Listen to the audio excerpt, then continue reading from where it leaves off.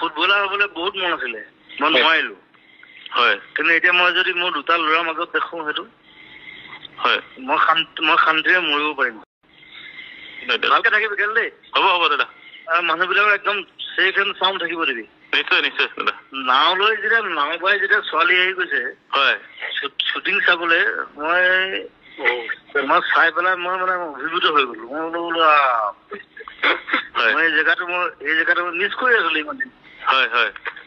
এতিয়া মই চান্দুবি এৰিব নোৱাৰো। তোৰ বয়স বহুত কম বাৰু। হয়। কিন্তু মই বস্তুটো যদি মই স্থাপন কৰি থৈ যাব পাৰো, সেইটো তহঁতে চলাব লাগিব। সেইটোৱে মেইন কথাটো সেইটোৱে। আৰু আমি এটা কথা ভাবিছো দাদা, আমাৰ ল'ৰাবিলাকে ধৰ কি আজি প্ৰতিভা যথেষ্ট আছে কিন্তু স্কোপ পোৱা নাই। কিন্তু আপুনি আপুনি যেতিয়া এম্বাচাডৰ হৈ থাকিব, তো গতিকে তাৰপিছত আপুনিতো সেইখিনি বস্তু আপুনিতো আপগ্ৰেডেশ্যন কৰিবৰ কাৰণে আপুনি যিকোনো জেগাতো আপুনি উপস্থাপন কৰিব পাৰিব আমাৰ ল'ৰাজনক। মই এইকেইদিনত তোক কৈ আছো, মই তোক খবৰ দি আছো। হয়। গৈ আমি কথা পাতি গোটেই বস্তুটো যিটো মোৰ প্লেনিংটো তহঁতে জানিব লাগিব। হয় হয় হয়। আৰু মই একদম ৱেষ্টাৰ্ণ প্লেনিঙত কৰিছো। বঢ়িয়া দাদা। আমাৰ এই ফকলেণ্ডৰ ইণ্ডিয়ান প্লেনিং নহ'ব। তাকে আমিতো ফুটবল এনেই খেলিব নোৱাৰে নহয়। হয় হয় দাদা। ফুটবলত স্কিল থাকে, কিন্তু স্কিলটো ডেভেলপ কৰিবৰ কাৰণে এটা প্লেয়াৰক আমি কি দিব লাগিব, হয় হয়, কি শিকাব লাগিব, সেইখিনি কথা মোৰ মানুহে নাজানে। তাকেতো দক্ষতা বিকাশটো কৰিবৰ কাৰণে আমাক কি লাগিব সেই বস্তুখিনি আমাৰ মাজত বহুত আছে। তাৰ মাজত মাৰ্চেল আৰ্টছ আছে, তাত যোগা আছে, তাত তাহাঁতৰ কাম কৰা যিটো প্ৰৱণতা সেইটো বঢ়াব লাগিব। আৰু আটাইতকৈ ডাঙৰ কথা মেণ্টেলি মই তাহাঁতক কেনেকে মই হেৰি কৰিম যে আমি জিকিবই লাগিব। হয়, সেই বস্তুটো কোনো নিশিকায়। তাকে সেইটো শিকালে সি ফালি পেলাব লাগে। আমাৰ ল'ৰাটো ফালি পেলাব দাদা, খালি মানে প্লেটফৰ্ম পোৱা নাই, স্কোপ পোৱা নাই, এই কথাটোৱে। প্লেটফৰ্ম নাই, সেইটো শিকাব লাগিব। তাহাঁতক তেনেকে একদম ডিচিপ্লিন হৈ আমি এইটো কৰিছো। মই তক ক কেতিয়া যাম ক, এই সপ্তাহত যাম মই। আপুনি এটা কাম কৰক, 15 আগষ্টৰ পিছতে আহি যাওক। পিছত 15 আগষ্টত মই আগত নকবি, কাৰণ 15 আগষ্টত মই এইকেইদিন পুৰা লাগি আছো। 15 আগষ্টত দেখোন এনে এখন প্ৰীতি মেচ আছে আমাৰ ইয়াতে, মানে এখন টুৰ্ণামেণ্ট মানে নহয় আৰু এদিনীয়া মানে কেইটা আহি পাতিছো চান্দুবিত। পাতিছ? দিনত দাদা। সেইটো মই মিলাই আহিব লাগিব অলপ। যদি মই গুচি যাব পাৰো কিন্তু দেই। আহি যাওক, মানে আপুনি অলপ প্লেয়াৰ খিনিৰো মানে প্ৰতিভাখিনি এবাৰ চাই দিয়ক। মই তাত দেখিছো বঢ়িয়া ফুটবল খেলে। তহঁতৰ ছোৱালীয়ে ক্লাব আছে নেকি? হয় হয় হয় দাদা। ছোৱালীয়ে ফুটবল খেলে মই কোনো দেখা নাই। হয় দাদা আছে। প্ৰথম দেখিলো চান্দুবিত যে ছোৱালীয়েও ফুটবল খেলে, মই বোলো ৱাও। তাকে সেইটো ডাঙৰ কথাটো সেইটো। সেইকাৰণে সেইখিনি আমি কিন্তু দাদা এই কৰিব পৰা নাই, মানে কি এটা প্লেচত লৈ যাব পৰা নাই। 15 আগষ্ট ৰাখচোন, আজি কাইলৈ কি 13 তাৰিখ? 13 তাৰপিছত 14টা আছে। কাইলৈ মই এবাৰ কথা পাতিম তোৰ লগত। ঠিক আছে দাদা, হ'ব। কালি মই অভিনয়লৈ গৈ পেলাই গোটেই প্লেনিং খিনি চাই পেলাই মই যদি পাৰো মই গুচি যাম। হ'ব দাদা। 15 আগষ্টত মানে মই সেই গান এটা ৰিলিজ কৰিম, কিন্তু মোৰ দিনত বোধহয় কাম নাই একো। দিনত আপুনি এপাক আহি কেনে গুচি গ'লে হ'ল দাদা। বাকী আৰু মই গধূলি গুচি আহিম আৰু 6-7টাত মই গুচি আহিলে হৈ যাব দাদা। তেনেকে মিলাম হ'ব। এইটো মোৰ সপোন দেই, এই সপোনটোত তহঁত থাকিব লাগিব। নিশ্চয় দাদা। আৰু নহয়, সেই সপোনটো বাস্তৱত পৰিণত কৰাৰ কাৰণে আমাৰো চেষ্টা, আৰু আমিও ভাবো জুবিন গাৰ্গৰ মানে কি ইয়াতে এখন যদি মোৰ ফুটবলাৰ হ'বলৈ বহুত মন আছিলে, মই নোৱাৰিলো। হয়। কিন্তু এতিয়া মই যদি মোৰ দুটা ল'ৰাৰ মাজত দেখো সেইটো মই শান্তিৰে মৰিব পাৰিম। আপুনি খালি মানে কি আমাৰ লগত কথাখিনি পাতি এই কাম কৰক, আৰু এইটো চাকচেছ হৈছে বুলি ধৰি লওক আপুনি। দে মই গৈ আছো ঠিক আছে, মই যাম। গুড নাইট দাদা। কালি কথা পাতিম। ঠিক আছে, গুড নাইট। ভালকে থাকিবি কেলে দেই। হ'ব দাদা। মানুহবিলাকৰ একদম চেফ এণ্ড চাউণ্ড থাকিব দিবি। নিশ্চয় দাদা।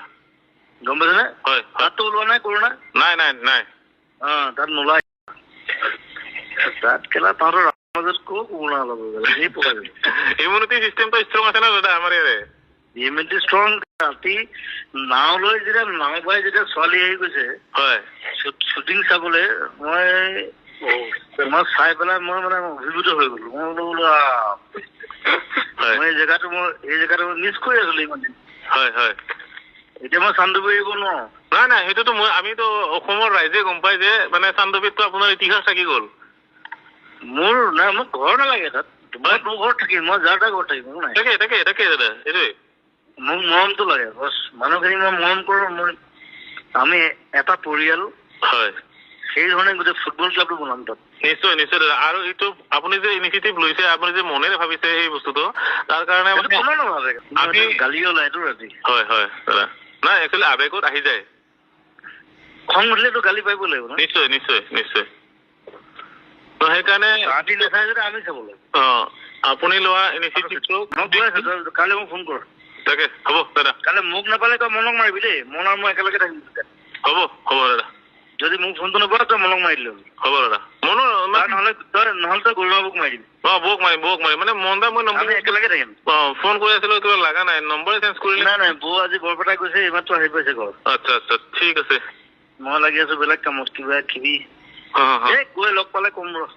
হ'ব দিয়ক দাদা। খেতি বাতিৰে কাম, তহঁতৰে কাম। হ'ব গম পালো, এতিয়াতো নিউজত পাই গলো আপুনিতো ব্ৰেণ্ড এম্বাছাডৰ। গম পাইছে এতিয়া মোক মানে কিছুমান মানুহে ভুল ভাবিছে, কিছুমান গালি পাৰিছে। নাই বুজিছো। আৰে আপুনি ব্ৰেণ্ড এম্বাছাডৰ হোৱাৰ কাৰণে কিছুমানেতো বকিছে, মই গম পাই গৈছো বস্তুখিনি, কিন্তু কাম নাই, সেইবোৰ ভাত দে, কাম কৰাজনৰহে আচল কথা। তাহাঁতি ভাবে যে মানে ব্ৰেণ্ড এম্বাছাডৰ হলে মানে বহুত পইচা পায় বুলি ভাবে। সেইটোৱে মানে পলিটিক্স পইচা লোৱা নাই, মোক পইচা দিলেও মই পইচা নলওঁ কম কমত। হয়, মই হৈছো এনেকুৱা এটা মানুহ, মই খালি কাম কৰিম, মানুহৰ লগত কাম কৰিম। মোৰ ব্ৰেণ্ড এম্বাছাডৰ মোৰ দৰকাৰ নাই। হয়, মই যিটো সেইটোকে জুবিনে বছ খতম। কাইলৈ ফোন কৰিবি দে। হ'ব দে, কথা পাতি আছো, আমি যাম। মই 15 তাৰিখে যাম দে। নিশ্চয় দাদা। ফুটবল পাতিছাতো যাম। পাতিছো দাদা। ঠিক আছে, কালি কথা পাতিম দাদা। যাম। That's great idea. Love you. Okay দাদা, thank you. Yeah. Bye-bye. Good night. যে এই বিষ্ণুপ্ৰসাদ ৰাভাক আমাৰ জুবিন গাৰ্গে বহুত ভাল পাইছিল। আপুনি এই প্ৰসংগটো অনুসৰণ কৰিছিল, আমি প্ৰসংগটো উঠালে কাৰণে মই কৈছোঁ যে জুবিন গাৰ্গে 3জন ব্যক্তিক ভাল পাইছিল। এজন চেই গৈবাৰে আছিল আৰু বিষ্ণুপ্ৰসাদ ৰাভা তাৰ অন্যতম আছিল। তেওঁ একদম হিয়াৰ নিভৃত কোণেৰে ৰাভাক ভাল পাইছিল জুবিন গাৰ্গে। সেই জুবিন গাৰ্গৰ এখন প্ৰতিচ্ছবি গণেশগুৰিত কালি মুচি পেলালে চৰকাৰখনে। যদি চৰকাৰখনে ভাবিছে যে জাপানৰ প্ৰধানমন্ত্ৰী আহিব, এই জুবিন গাৰ্গৰ প্ৰতিচ্ছবিখনে এই গুৱাহাটী চহৰখনৰ যিটো সৌন্দৰ্য, সেই সৌন্দৰ্যত আঘাত সানিছে, যদি কদৰ্য কৰিছে, তেতিয়াহ'লে ক'ব লাগিব যে এই চৰকাৰখনৰ মানসিকতাই কদৰ্য। কাৰণ জুবিন গাৰ্গ আমাৰ গৌৰৱ, অসমৰ গৌৰৱ। সেই যদি জাপানৰ প্ৰধানমন্ত্ৰী আহিছে, তেতিয়াহ'লে জুবিন গাৰ্গে নিজেই কৈছিল যে অসম কিহৰ কাৰণে বিখ্যাত? চাহ, গড়, এশিঙীয়া গড় আৰু জুবিন গাৰ্গ। জুবিন গাৰ্গক দেখাওক জাপানৰ। আমাৰ জুবিন গাৰ্গে গোটেই অসমৰ মানুহৰ আৱেগক প্ৰতিফলন কৰে। অসমৰ মানুহৰ দুখ সুখৰ আটাইতকৈ অন্যতম লগৰীগৰাকী আছে আমাৰ জুবিন গাৰ্গ। সেই জুবিন গাৰ্গক মুচি কিয় পেলাইছে? গতিকে আৰু একেটা সময়তে সেই বিষ্ণুপ্ৰসাদ ৰাভা যেতিয়া চৰকাৰ আছিল, শিকলিৰে বান্ধি পেলাই লৈ গৈছিল। আজি জুবিন গাৰ্গৰ লগত সেনেকৈ অৱস্থা হৈছে। এই অত্যাচাৰ কিয়? এই হেৰি কিয়? কিন্তু এটা কথা ঠিক যে আজি বহুত প্ৰচাৰ হয় যে আদৰ্শৰ মৃত্যু হৈছে, আদৰ্শ আৰু নাই। এটা কথা মানে জানি থোৱাটো উচিত যে আদৰ্শৰ কেতিয়াও মৃত্যু নহয়। যেতিয়া বিষ্ণুপ্ৰসাদ ৰাভাক শিকলিৰে বান্ধি পেলাই চুচুৰাই লৈ গৈছিল জেললৈ, তেতিয়া সেই সময়ৰ অসমৰ মুখ্যমন্ত্ৰী যিগৰাকী আছিল বিমলা প্ৰসাদ চলিহা, তেওঁ কোনো মানুহে চিনি নাপায় আজিৰ দিনত, কোনো নপঢ়েও। ৰাভা আজিও আমি আলোচনা কৰি আছোঁ। তেওঁ অন্ততঃ মুখ্যমন্ত্ৰী নাছিল, তেওঁ এজন মাত্ৰ শিল্পী আছিল, যাক শিকলিৰে বান্ধিও লৈ গৈছিল। কিন্তু ৰাভা জীয়াই আছে, আদৰ্শ জীয়াই থাকিব। আদৰ্শক কেতিয়াও মাৰিব নোৱাৰে। ৰাভা তাৰ জ্বলন্ত প্ৰমাণ। গীতে মাতে তেওঁক স্মৰণ কৰা হৈছে। অসীম দাই কোৱাৰ নিচিনা কেৱল গীত মাতখিনিয়ে যথেষ্ট নহয়, তেওঁৰ যিসমূহ চিন্তা চেতনা, সেইসমূহক তোমালোকে কেনেধৰণে লৈছা, বা সেইসমূহ চেতনা আজিও সেই তেওঁৰ চিন্তা চেতনাই উজ্জীৱিত কৰেনে, উদ্ভাসিত কৰেনে, বা তেওঁৰ প্ৰবুদ্ধ কৰেনে? সেইসমূহ চিন্তা চেতনাই উদ্বুদ্ধ কৰে, আমাৰ গোটেই নতুন প্ৰজন্মটোক উদ্বুদ্ধ কৰে। এতিয়া কথাটো হৈছে যে ৰাভাৰ চিন্তা কি আছিল? এইপিনে যেতিয়া আমাৰ স্বাধীনতা সংগ্ৰাম চলি আছে, স্বাধীনতা সংগ্ৰামৰ পিছত বহুতে স্বাধীনতা সংগ্ৰামৰ কথা কৈ আছে, সেইখিনি সময়ত ভগত সিঙে ক'লে যে আমাক অৰ্থনৈতিক সমতা লাগিব, সমাজবাদৰ কথা লাগিব। সেই বাৰ্তা অসমলৈ আহিছে। অসমত তাৰপিছত জ্যোতিপ্ৰসাদ আগৰৱালাই এটা ভাষণত, এটা বক্তৃতাত কৈছিল যে অসমৰ নতুন প্ৰজন্মই এতিয়া ভগত সিঙৰ পথত বাট বুলিব লাগিব। আৰু তাৰ মাজত তেতিয়া বিষ্ণুপ্ৰসাদ ৰাভাই লিখিছে সেইখিনি সময়তে যে ৰাইজে আছে দুটি পাঠা, এটি কালো এটি চাদা, ৰাইজৰে যদি মংগল চাওঁ দুইটি পাঠাক বলি দিওঁ। গতিকে গোটেই ৰাভাৰ গোটেই চিন্তাটো কি আছিল তেতিয়াহ'লে? ৰাভাৰ চিন্তাটো সমাজবাদ আছিল। আৰু সমাজবাদ তেওঁৰ কল্পনা কি কৰিছিল? সমাজবাদৰ গোটেই মানে একদম মৌলিক কথাখিনি কি? যদি একদম সাৰমৰ্মত নাযাওঁ, যদি একদম তত্ত্বত নাযাওঁ, থিয়ৰিত নাযাওঁ, একাডেমিক্সত নাযাওঁ, বেছিক যিটো সাধাৰণ যিটো তত্ত্ব, সেই তত্ত্বটোৱে আছিল যে সকলোৱে শিক্ষাৰ অধিকাৰ পাব লাগিব। শিক্ষাৰ অধিকাৰ পোৱাৰ পিছত সকলোৱে কাম পাব লাগিব, সকলোৰে স্বাস্থ্যৰ অধিকাৰ থাকিব লাগিব। কিন্তু আজি আমি সমাজখনত দেখিবলৈ কি পাইছোঁ যে এফালে যদি চৰকাৰী আপোনাৰ শিক্ষা ব্যৱস্থা ধ্বংস হৈছে, এইপিনে গোটেই শিক্ষাৰ ব্যক্তিগতকৰণ হৈছে। আৰু তাৰ মাজত আমাৰ দৰে যিসকল দুখীয়া কৃষক, শ্ৰমিক, সাধাৰণ ৰিক্সাৱালা, সাধাৰণ বজাৰ, যোনে তাত ক্ষুদ্ৰ বেপাৰী, তেওঁলোকৰ সন্তানসকলে যে শিক্ষা অধিকাৰৰ পৰা বঞ্চিত হৈছে। গতিকে নতুন প্ৰজন্মৰ দায়িত্ব কি? নতুন প্ৰজন্মৰ দায়িত্ব হৈছে এই সমাজবাদৰ যিখন সংগ্ৰাম, সেই সংগ্ৰামখনক নিজকে তাত সন্নিৱিষ্ট কৰা আৰু সমাজ ৰূপান্তৰৰ কাৰণে চিন্তা চৰ্চা কৰা। এতিয়া সংস্কৃতিৰ কথা আহিছে, সংস্কৃতিৰ কথা ওলাইছে যে নতুন প্ৰজন্মই অকল পাঠ্যপুথিত পঢ়িলে নহ'ব। এতিয়া মূল কথাটো হৈছে আজি আৰু আপোনালোকে চৌদিশে যদি চায় যে সংঘাত, পৰিচয়গত সংঘাত, আইডেণ্টিটি পলিটিক্সত বহুত মানে গোটেই অসমখন চুই গৈছে। এইখিনি সময়ত ৰাভাই কি কৈছিল যে সংস্কৃতিৰ শত্ৰু কোন, আজিতো বিভিন্ন প্ৰকাৰে চিনাক্তও কৰাইছিল এটা নিৰ্দিষ্ট জনগোষ্ঠী আমাৰ সংস্কৃতিৰ কাৰণে শত্ৰু, কিন্তু ৰাভাই কৈছিল যে অসমৰ সংস্কৃতিটো জীয়াই থাকে অসমৰ দৰিদ্ৰ শ্ৰেণীটোৱে, অৰ্থাৎ কৃষক শ্ৰমিকসকলে। কৃষক শ্ৰমিকসকলৰ হাততে অসমৰ কৃষ্টি আছে, অসমৰ সংস্কৃতি আছে। আৰু কৃষক শ্ৰমিকৰ যদি মৃত্যু হয় তেতিয়াহ'লে অসমীয়া ভাষাও নাথাকে, অসমীয়া সাহিত্যও নাথাকে, অসমীয়া কৃষ্টিও নাথাকে। আৰু আজি গোটেই কৃষক শ্ৰমিকৰ অৱস্থা কি? শদিয়াত আপোনাৰ আলু খেতি জ্বলাই দিবলগীয়া হৈছে, শ্ৰমিকে আত্মহত্যা কৰিবলগীয়া হৈছে, শিক্ষাৰ্থীসকলে আত্মহত্যা কৰিবলগীয়া হৈছে। গতিকে মোৰ কথাটো হৈছে যে বিষ্ণুপ্ৰসাদ ৰাভাৰ যিটো চিন্তা চৰ্চা একদম মানে সঠিককৈ ক'বলৈ গ'লে, নিৰ্দিষ্টকৈ ক'বলৈ গ'লে বিষ্ণুপ্ৰসাদ ৰাভা এগৰাকী কমিউনিষ্ট আছিল। সেই কথাটো আমি যিমানেই বেলেগকৈ লৈ যাবলৈ চেষ্টা নকৰোঁ কিয়, এই কথা ধ্ৰুৱ সূৰ্যৰ দৰে সত্য যে বিষ্ণুপ্ৰসাদ ৰাভা এজন কমিউনিষ্ট আছিল।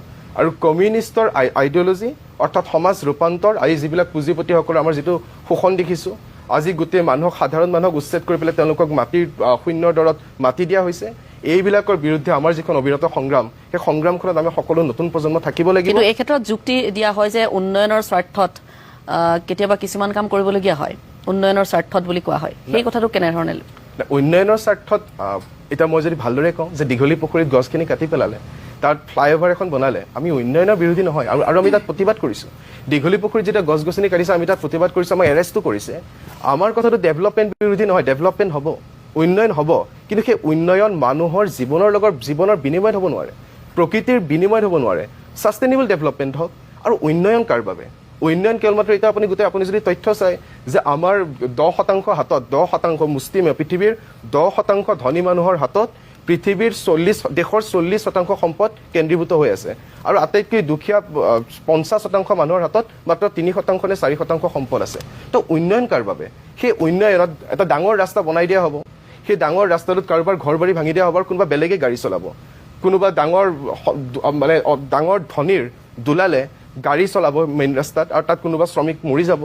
উন্নয়ন কাৰ বাবে? উন্নয়ন সাধাৰণ মানুহৰ বাবে হ'ব লাগিব। উন্নয়ন কেৱল মাত্ৰ এজন মুষ্টিমেয় ব্যক্তি কেইজনমানৰ কাৰণে হ'ব নোৱাৰে। গতিকে আমি উন্নয়নৰ বিৰোধী নহয়, কিন্তু সেই উন্নয়ন সাধাৰণ মানুহৰ পক্ষত আছেনে নাই? উন্নয়ন ছাষ্টেইনেবল ডেভেলপমেণ্ট হয়নে নহয়? সেই ক্ষেত্ৰত আমি আটাইতকৈ সৰব। আৰু এটা জুবিনদাৰ যিখন ফটো মচি দিয়া হৈছে, তাৰমানে এইটো বিক্ষিপ্ত ঘটনা বুলি ভাবিলে নহ'ব। কোনোবাই দেখি আছোঁ শিল্পীসকলে মেয়ৰক টাৰ্গেট কৰি আছে।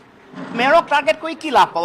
যিগৰাকী মূল মানুহ, যোনে জুবিনদাৰ আদৰ্শটো মাৰি পেলাব খুজিছে, মই আচৰিত হৈছোঁ। মানে আমাৰ যিসকল মানুহ তাত থিয় হৈছে তেওঁলোকৰ কথা বতৰা শুনি, আৰু যিগৰাকী ব্যক্তিয়ে জুবিনদাৰ আদৰ্শ দৰ্শনটোক অসমৰ মানুহৰ মাজৰ পৰা নাইকিয়া কৰি দিব খোজা হৈছে, এখন সাধাৰণ ফটোক ইয়াত মোহাৰি শেষ কৰিব খুজিছে, এনেকুৱা কথা নহয়। এয়া এটা আদৰ্শক নিশেষ কৰাৰ ষড়যন্ত্ৰ। সেইকাৰণে জুবিনদাক এনেধৰণে জুবিনদাৰ ফটোখনক আঁতৰাই দিয়া হৈছে, আৰু মানুহে কেৱল মাত্ৰ মেয়ৰগৰাকীক লৈ ব্যস্ত আছে।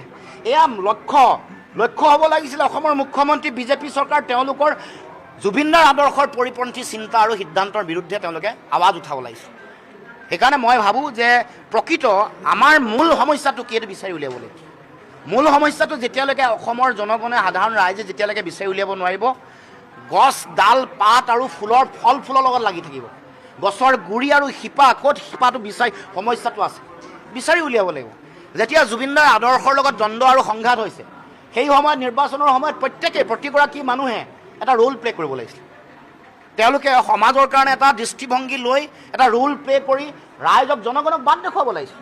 সেই বাটটো তেতিয়া ৰাইজে কোনো নেদেখুৱালে, আৰু সেইকাৰণে তাৰ ফলতে সেই সময়ত নিৰ্বাচনৰ সময়ত বা অসমৰ সংকটৰ সময়ত এতিয়া মাটি লৈ আছে, সেই সময়ত সঠিক শুদ্ধ আৰু সাহসী সিদ্ধান্ত ল'ব নোৱাৰাৰ কাৰণে এনেধৰণে অসমৰ জাতীয় জীৱনৰ এই চিন্তা আদৰ্শ বা এনেকুৱা মহান শিল্পী বা মহান ব্যক্তিসকলক বিভিন্ন সময়ত আক্ৰমণ কৰা হৈছে। শংকৰদেৱকো সেইকাৰণে বিভিন্ন ধৰণে তুচ্ছ তাচ্ছিল্য কৰিব বিচাৰে। বাবা শংকৰদেৱ বুলি কয়, সাঁতোৰবিদ বুলি কয়, এই বুলি কৈ শংকৰদেৱ যে জাতীয়তাবাদৰ এগৰাকী প্ৰতিভূ, সেই সত্তাটোক নিষেধ কৰিবলৈ উঠি পৰি লৈছে।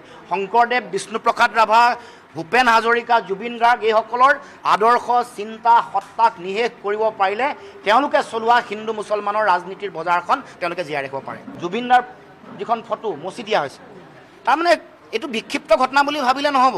কোনোবাই দেখি আছোঁ শিল্পীসকলে মেয়ৰক টাৰ্গেট কৰি আছে।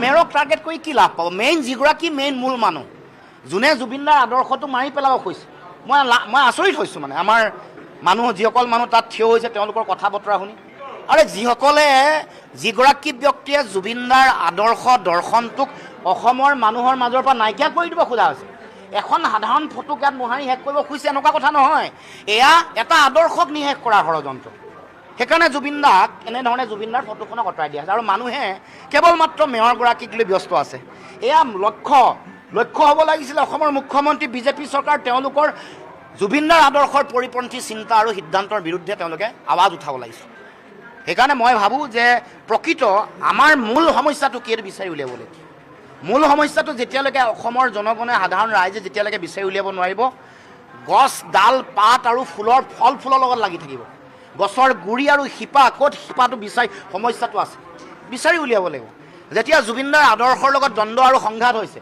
সেই সময়ত নিৰ্বাচনৰ সময়ত প্ৰতিগৰাকী মানুহে এটা ৰোল প্লে কৰিব লাগিছিল তেওঁলোকে সমাজৰ কাৰণে এটা দৃষ্টিভংগী লৈ এটা ৰোল প্লে কৰি ৰাইজক জনগণক বাট দেখুৱাব লাগিছিল সেই বাটটো তেতিয়া ৰাইজে কোনো নেদেখুৱাল আৰু সেইকাৰণে তাৰ ফলতে সেই সময়ত নিৰ্বাচনৰ সময়ত বা অসমৰ সংকটৰ সময়ত এতিয়া মাটি লৈ আছে সেই সময়ত সঠিক শুদ্ধ আৰু সাহসী সিদ্ধান্ত ল'ব নোৱাৰাৰ কাৰণে এনেধৰণে অসমৰ জাতীয় জীৱনৰ এই চিন্তা আদৰ্শ বা এনেকুৱা মহান শিল্পী বা মহান ব্যক্তিসকলক বিভিন্ন সময়ত আক্ৰমণ কৰা হৈছে শংকৰদেৱকো সেইকাৰণে বিভিন্ন ধৰণে তুচ্ছ তাচ্ছিল্য কৰিব বিচাৰে বাবা শংকৰদেৱ বুলি কয় সাঁতোৰবিদ বুলি কয় এই বুলি কৈ শংকৰদেৱ যে জাতীয়তাবাদৰ এগৰাকী প্ৰতিভূ সেই সত্তাটোক নিষেধ কৰিবলৈ উঠি পৰি লৈছে শংকৰদেৱ বিষ্ণুপ্ৰসাদ ৰাভা ভূপেন হাজৰিকা জুবিন গাৰ্গ এইসকলৰ আদৰ্শ চিন্তা সত্তাক নিষেধ কৰিব পাৰিলে তেওঁলোকে চলোৱা হিন্দু মুছলমানৰ ৰাজনীতিৰ বজাৰখন তেওঁলোকে জীয়াই ৰাখিব পাৰে মুখ্যমন্ত্ৰী হিমন্ত বিশ্ব শৰ্মা ডাঙৰীয়া মাজুলী সমষ্টিৰ বিধায়ক ভুৱন গাম ডাঙৰীয়া আৰু অসম চৰকাৰৰ প্ৰতিজন মন্ত্ৰী বিধায়কৰ উদ্দেশ্যে এই ভিডিঅ'টো আপোনালোকে এবাৰ ভিডিঅ'টো চাওক আপোনাৰো যদি মাতৃ আছে আপোনাৰো অন্তৰাত্মা কঁপি উঠিব মই ক'লে নেদেখো কাণে নুশুনো চকুৱে আই মাতৃ মৃত্যুৰ ক্ষণ গণি আছে সেই আই মাতৃগৰাকীয়ে দৰৱ খাবলৈ পইচা নাই চৰকাৰী আঁচনি কোনে পায় চৰকাৰৰ আঁচনিয়েতো বৰ্তমান সময়ত উন্নয়নৰ গংগা বৈ আছে তেতিয়াহ'লে এই ব্যক্তিগৰাকীয়ে যদি এই মহিলাগৰাকীয়ে যদি এই আমাৰ আই মাতৃগৰাকীয়ে যদি চৰকাৰী সুবিধা নাপায় তেতিয়াহ'লে চৰকাৰী আঁচনিৰ সুবিধা পায় কোনে এই উত্তৰটো ভুৱন গাম ডাঙৰীয়াই দিব পাৰিবনে আপোনাৰ সমষ্টি আপোনাৰ কোনোবা এটা ৱাৰ্ডৰ আপোনাৰ এটা কোনোবা পঞ্চায়তৰ সেই ৱাৰ্ড মেম্বাৰজনৰ বা সেই পঞ্চায়ত প্ৰতিনিধিজনৰ কি চকু বোলা বস্তুটো নাই নেকি যে এই আই মাতৃগৰাকী কিবা এটা ব্যৱস্থা কৰিব লাগে নে এখেতে একো কৰি দিব নোৱাৰে বুলি আপোনালোকক দলীয় কাৰ্যকৰ্তা দলীয় মিটিঙত গৈ উপস্থিত থাকি কোনো ধৰণৰ সহায় সহযোগিতা কৰিব নোৱাৰে বুলি আপোনালোকে এনেকৈ অৱহেলা কৰে নেকি ভোটটোতো তেখেতে দিবলৈ যাব নোৱাৰাৰ বাবে আপোনালোকৰ ঘৰৰ পৰা চাগে ভোটটো লৈ গৈছে কিন্তু তেখেতক পাবলগীয়া সুবিধাটো দিয়াৰ ক্ষেত্ৰত আপোনালোকৰ ইমান হেমাহি কিয় ভালদৰে চাওক এই দৃশ্যটো এবাৰ অনুমান কৰক প্ৰকৃতপক্ষে আঁচনিৰ সুবিধা পাই আছে কোনে একেলোকে যেতিয়া আঁচনিৰ পৰা বঞ্চিত হ'ব আঁচনিৰ সুবিধা কোনে পাই আছে একদম চিন্তা কৰিবলগীয়া বিষয় উন্নয়নৰ গংগাত উটি ভাহি থকা উন্নয়নৰ গংগাত পুৱাৰ পৰা গধূলিলৈ কেৱল মাত্ৰ মন্তব্য দি থকা মন্ত্ৰী বিধায়কক এই ভিডিঅ'টো দৃষ্টিগোচৰ কৰাব বিচাৰিছোঁ প্ৰকৃতপক্ষে চৰকাৰী সুবিধা পাইছে পুৱাই পাইছে খুৱাই খাইছে চোৱাই মাত্ৰ চাই আছে প্ৰকৃতপক্ষে চৰকাৰী সুবিধা কোনে পায় মাতৃসমূহ এগৰাকী আই মাতৃৰ চকুত যেতিয়া আমি চকুলো দেখোঁ তেতিয়া আমাৰ অন্তৰাত্মাই কঁপি উঠে এইগৰাকী মাতৃলৈ মন কৰক এগৰাকী দৃষ্টিহীন মাতৃ লগত থাকে অজলা এটি পুত্ৰ নিজৰ ডাঙৰ পুত্ৰ হায়দৰাবাদত কামৰ সূত্ৰে গৈ মৃত্যুক খাবতি ল'লে স্বামীও ইতিমধ্যে এই সংসাৰৰ পৰা বিদায় মাগিছে বৰ্তমান সময়ত সৰু পুত্ৰ আৰু মাতৃগৰাকীয়ে বসবাস কৰে মাতৃগৰাকী 90 ঊৰ্ধৰ কিন্তু যিটো জুপুৰি সদৃশ ঘৰত উন্নয়নৰ বন্যা উন্নয়নৰ গংগাৰ কথা কৈ থকা চৰকাৰখনৰ কাৰ্যকালত এই দৃশ্যটোৱে বৰ্তমান সময়ত সকলোৰে চকু সেমেকাই তুলিছে আপুনিও ভিডিঅ'টো চালে এক মুহূৰ্তৰ কাৰণে ভাবিবলৈ বাধ্য হ'ব ইয়া জীৱন উন্নয়নৰ কথা কৈ থকা এই চৰকাৰখনৰ দিনত এনেকুৱাও দৃশ্য দেখিবলৈ পোৱা যায়নে সেই সমষ্টিটোৰ বিধায়কজনৰ চকু যদি আছে তথাপিও দেখা নাই কিন্তু তাত মেম্বাৰ ৱাৰ্ড মেম্বাৰ সেই পঞ্চায়তৰ সদস্যসকলেও এই দৃশ্যটো দেখা নাই নেকি মাজুলীৰ বিধায়ক ভুৱন গাম ডাঙৰীয়া আপোনাৰ সমষ্টিৰে আপোনাৰ কোনোবা এটা ৱাৰ্ডৰ কোনোবা এটা পঞ্চায়তৰ এইগৰাকী এগৰাকী বৃদ্ধা 90 উৰ্ধৰ এগৰাকী আপোনাৰ মাতৃসম এগৰাকী বৃদ্ধা যিগৰাকী বৃদ্ধাই কেৱল মাত্ৰ মৰণৰ ক্ষণ গণিছে আৰু তাৰ আগত কৈছে আমি মোক এটা যদি ঘৰ দিলে হয় চৰকাৰী আঁচনি কোনেও সুবিধা নাপায় কোনো সুবিধা নাপায় তেখেতলোকে পেঞ্চনটো পায় বোলে 250 টকা আজিৰ ডেটত যদি মই সুধো মন্ত্ৰী বিধায়কৰ কোনোবা এজন 250 টকাৰ কি হয় তেখেতলোকৰ হাতৰ মলিও অকণমান যদি দাম আছে মন্ত্ৰী বিধায়কৰ বাবে সেইটো এটা চুটকিৰ কাম কিন্তু এই ভুৱনগাম ডাঙৰীয়াৰ সমষ্টিত এই মহিলাগৰাকীৰ এই আৰ্তনাদ এই কথাকেইটাই বুকুৰ এই কোণত বৰ্তমান সময়ত খুন্দিয়াই গৈছে আঁচনিৰ কথা নকওঁ চকু নাইনে খা সুবিধাবোৰ কোনে পাব লাগে পাই আছে কোনে ভুৱনগাম ডাঙৰীয়া যিমান পাৰে সিমান সোনকালে আপুনি এই মাতৃগৰাকীক এটা ঘৰৰ ব্যৱস্থা কৰি দিয়ক চৰকাৰী যিকেইখন আঁচনি সেই ৱাৰ্ড মেম্বাৰজনক কৈছোঁ যদি এই ভিডিঅ'টো কেনেবাকৈ পাইগৈ সেই ৱাৰ্ড মেম্বাৰজনে চাই এই মহিলাগৰাকীক অন্তত এই চৰকাৰী যিকেইটা সুবিধা মৰি মানে তেখেত এই সংসাৰৰ পৰা তেখেতে নিজেই কৈছে মই চকু কোনদিনাখন মুদিম মই নাজানো কিন্তু সেই পুত্ৰই যি কষ্ট কৰি আছে মাতৃগৰাকী অসুখীয়া মাতৃক এৰি থৈ যাব নোৱাৰে কাম কৰিবলৈ সেই মাতৃগৰাকীৰ লগতেই পুত্ৰজন ব্যস্ত হৈ থাকিব লাগে এইবোৰ কি দেখা নাপায় নেকি এইবোৰ কি তেখেতলোকৰ চোৱাৰ বিষয়বস্তু নহয় নেকি নে ভোট দিয়াৰ সময়তে এই আই মাতৃসকলৰ ভৰিখন বিচাৰি পায় তেখেতলোকে এই মাতৃগৰাকীৰ কথাকেইটা শুনক আৰু আপুনিও এক মুহূৰ্তৰ কাৰণে ভাবিবলৈ বাধ্য হ'ব উন্নয়নৰ গংগা বোৱাই দিয়া চৰকাৰখনৰ দিনত প্ৰকৃতপক্ষে আঁচনি যে দিছোঁ কৈছে বা চৰকাৰী সুবিধা একেবাৰে উপচাই দিছোঁ বুলি কৈছে এই সুবিধাবোৰ প্ৰকৃততে কোনে পাইছে আপুনি এবাৰ শুনক আই মাতৃগৰাকীৰ এই মন্তব্যটো জুবিন গাৰ্গৰ সমাধিলৈ যায় কাৰণ তাত আপোনালোকে ৰাজনীতি আছে আনে ভূপেন হাজৰিকাৰ সমাধিৰ সন্মুখেদি আহে তাতে কিয় নোসোমায় শ্বহীদ বাকৰিৰ সন্মুখেদি পাৰ হৈ যায় তাতে কিয় নোসোমায় তাৰ মানে জুবিনক লৈ জঘন্যতম ৰাজনীতি যি কংগ্ৰেছে আৰম্ভ কৰিছে তাক অসমৰ মানুহে কংগ্ৰেছক ইয়াৰ বাবে কঠোৰ শাস্তি দিব কংগ্ৰেছে মেনিফেষ্টত জুবিন গাৰ্গৰ প্ৰসংগ টানি আনি পাপ কাম কৰিছে জুবিন গাৰ্গ আমাৰ হিয়াৰ আমঠু ভোটৰ কাৰণে জুবিন গাৰ্গক ব্যৱহাৰ কৰাতকৈ দুখজনক কথা একো থাকিব নোৱাৰে বিষয় ন্যায়ালয়ত আছে যোৱাকালি কংগ্ৰেছে টুইট কৰিছে ফাষ্ট ট্ৰেক কোৰ্ট কিয় হোৱা নাই কিন্তু তেওঁলোকে এইটোও নাজানে যে ইতিমধ্যে ফাষ্ট ট্ৰেক কোৰ্টে কাম আৰম্ভ কৰিছে প্ৰতিদিনে শুনানি হৈছে মইতো বিচাৰো 3 মাহ নালাগে এই মাহতে এটা ভাল খবৰ আহিব না মোৰ যিটো ধাৰণা যোৱাকালি মই যিটো প্ৰচিডিং শুনিছোঁ কোৰ্টত মোৰ যিটো ধাৰণা যি ধৰণে বিচাৰপতি গৰাকীয়ে শুনা আৰম্ভ কৰিছে হয়তো জুবিনৰ জাজমেণ্ট ন্যায় আহিবৰ কাৰণে আমাক 100 দিন নালাগে এতিয়া যদি আপোনালোকে যায় আজিও হিয়াৰিং চলি আছে day to day this matter may come to N and হয়তো এমাহৰ ভিতৰতে সকলো শেষ হৈ যাব যিটো ধৰণে হিয়াৰিং যোৱাকালিৰ পৰা আৰম্ভ হৈছে আপোনালোকে কোৰ্টত বহিলে গম পাব কিন্তু কোৰ্টত কেতিয়া জাজমেণ্ট কেনেকে হ'ব চৰকাৰে কেনেকে ক'ব মোক আপোনালোকে কওক চৰকাৰে কি কৰিব পাৰে ফাষ্ট ট্ৰেক কোৰ্ট কৰিব পাৰে চৰকাৰে উকিল দিব পাৰে চৰকাৰেতো জাজমেণ্ট লিখিব নোৱাৰে গতিকে কংগ্ৰেছে যিটো কাম কৰিব নোৱাৰে অকল মাত্ৰ অসমীয়া মানুহৰ আবেগক চুই যাবলৈ জুবিন গাৰ্গৰ প্ৰসংগ ইলেকশ্যন মেনিফেষ্টত আনি কংগ্ৰেছে এক অক্ষমনীয় অপৰাধ কৰিছে আজি কংগ্ৰেছে কাক আনিছে যিজন মল্লিকাৰ্জুন খাৰ্গে ভূপেন হাজৰিকাক অপমান কৰিলে আৰু জুবিন গাৰ্গক জুবিন মাৰ্গ বুলি কৈ অপমান কৰিলে তেওঁ কি আমাক ন্যায় দিব যিজন মল্লিকাৰ্জুন খাৰ্গে অসমত সেমি কণ্ডাক্টৰত কাম কৰা মানুহ নাই বুলি অসমৰ যুৱক যুৱতীক অপমান কৰিলে তেওঁ কি জুবিন গাৰ্গক ন্যায় দিব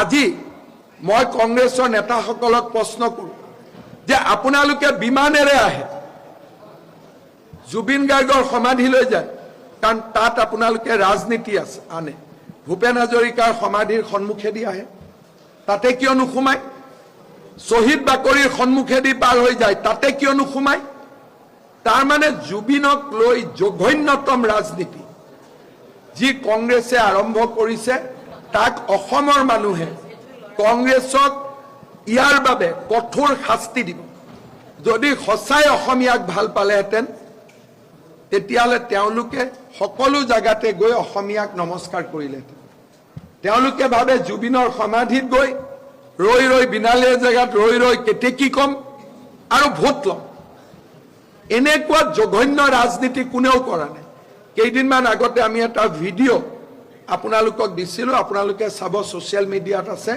ইনক্লুচিভ মাইণ্ডে তেওঁলোকে ষ্টাৰবাকত বহি এখন মিটিং কৰিছিল মিটিঙৰ ভিডিঅ' অডিঅ'টো ইমান ক্লিন নহয় কিন্তু ছিষ্টেমৰ জৰিয়তে শুনিব পাৰে ইনক্লুচিভ মাইণ্ডে কৈছিলে যে আমি জুবিনৰ ইছ্যুটো বেছিৰ পৰা বেছিকৈ আনিব লাগিব তাৰ বাদে আৰু চিট পোৱাৰ কোনো ৰাস্তা নাই আমাৰ লগত ভিডিঅ' আছে